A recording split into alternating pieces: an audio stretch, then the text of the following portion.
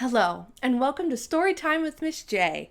Today's episode will be our second December book. Are you excited? If you're excited, shout really loud so we can hear you, okay? Go! Wow, that was so awesome! Great job, guys! So I'm Miss J, but I really want to know all of your names. Say your name extra loud so we can hear it, okay? Go! Okay, so we had Nina and Dominique and Maria and Hazel and Amelia and James and Matthew and Carly and Grace and Victoria and so many more. I'm so glad all of you could join us today. Let's all say hi to Shimmer, okay? Hi, Shimmer. Hi, Miss J. Hi, friends at home. How are you doing today? I'm doing great. How are you doing today? I'm doing fabulous. Shimmer, do you notice what's on my Christmas sweater? Are those flamingos? Yes, they are. So what's your question for our friends at home today? My question is, what are you looking forward to this December? That is a wonderful question, especially for one of our December episodes. Now, friends at home, we know that there's still a pandemic going on and we can't do as much fun as we used to. But hopefully in time, we'll be able to have fun like we used to. So friends at home, what are you looking forward to doing this December? Let's give them a few examples.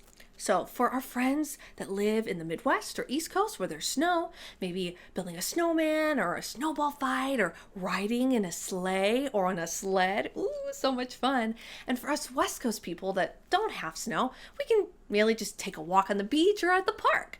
But no matter where you live, we can always decorate for whichever holiday you celebrate and watch fun holiday TV specials and fun holiday songs.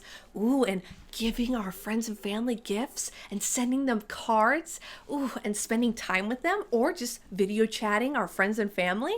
There are so many things that we can look forward to this December. Now that we've given you a few ideas, turn to the person next to you and tell them what you're looking forward to doing this December. Wow, those are some fun activities. I'm so glad that you're still looking forward to the fun things you can do this December. Today, we'll be reading one of my own childhood books, The Mitten Tree, written by Candace Christiansen, illustrated by Elaine Greenstein.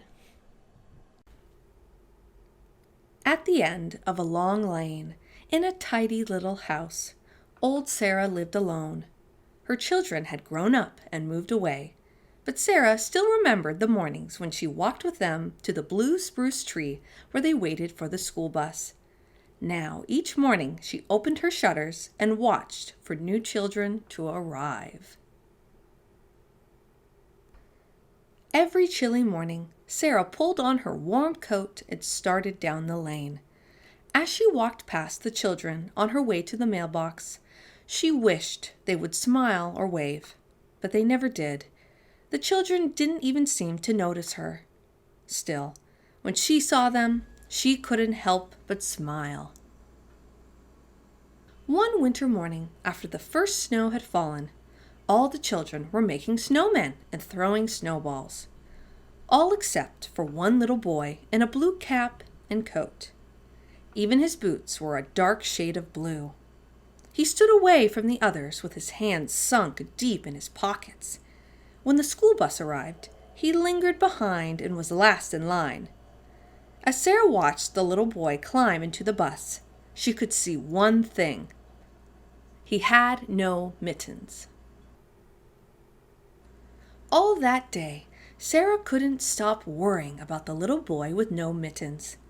Late in the afternoon, as the sky grew dark, Sarah dug through the basket of yarn scraps she had saved for many years. She found her needles and 4 shades of blue wool. Then, Sarah began to knit.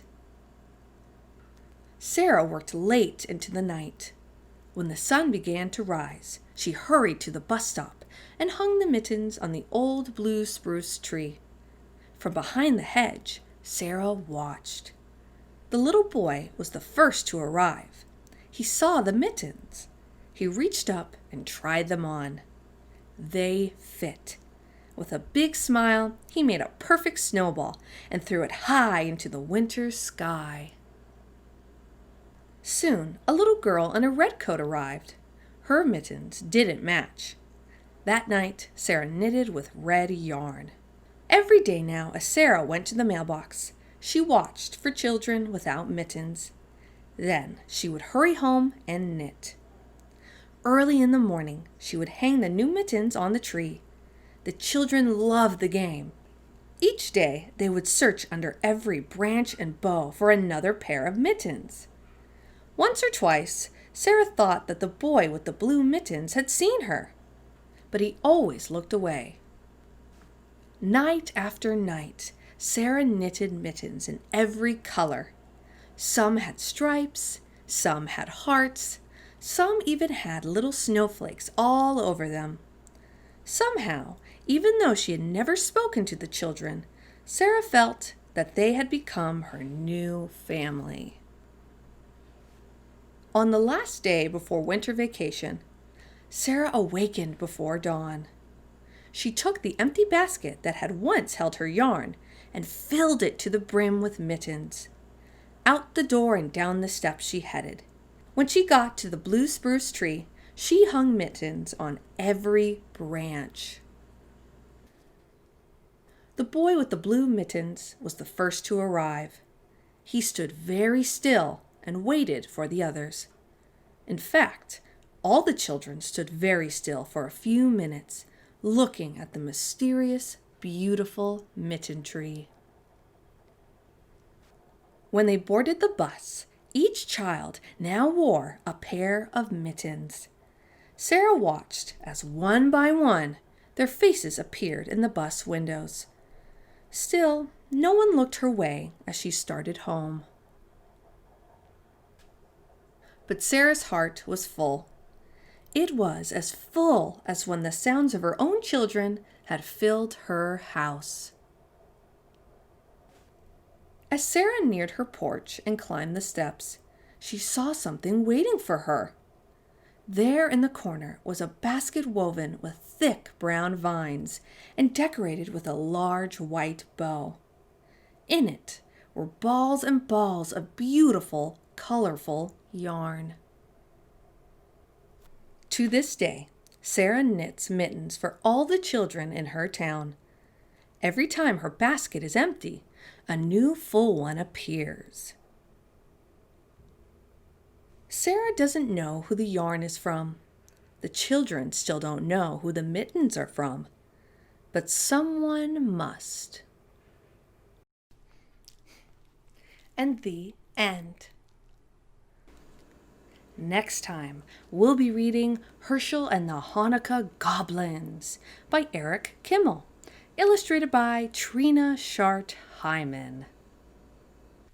Well, I hope you enjoyed the Mitten Tree. If you want to hear past stories, check out my other videos. Whichever holiday you celebrate, I hope you have a wonderful December and holiday season.